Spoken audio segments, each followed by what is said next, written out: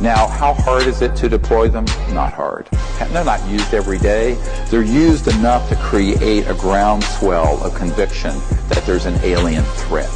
So you take that capability, combine it with man-made UFOs, combine it with disinformation in general about the subject, and also certain chemicals, and you can launch an entire... Step 1. The first step in the NASA Bluebeam project concerns the breakdown of all archaeological knowledge. We will see more and more hoax discoveries, where these new discoveries will finally explain to all people the error of all fundamental religious doctrines.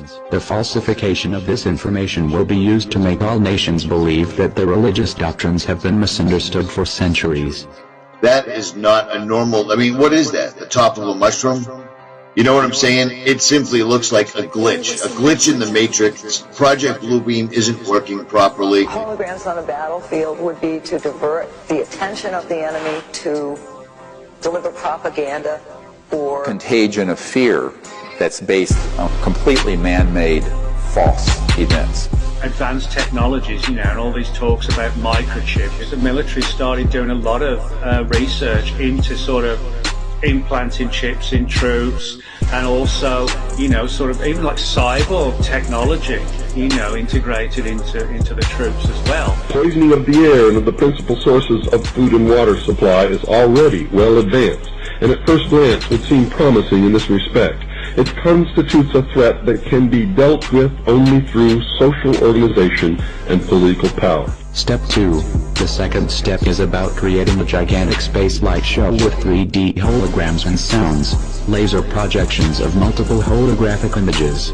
You'd think holograms are science fiction. Just Google 3D hologram on YouTube.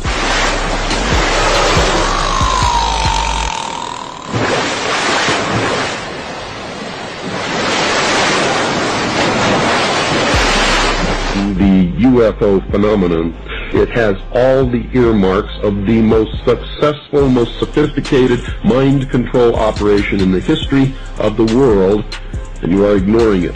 Step 3. The third step is a telepathic electronic two-way communication with extra low frequency, very low frequency, powerful waves which are able to reach everyone on Earth. Using H8ARP wave technology, ELF-H8ARP waves can be directly projected into the brain, causing the brain to receive messages.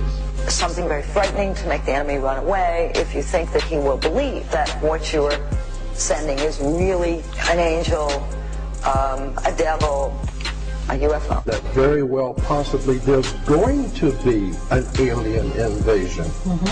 And the government knows it. Right.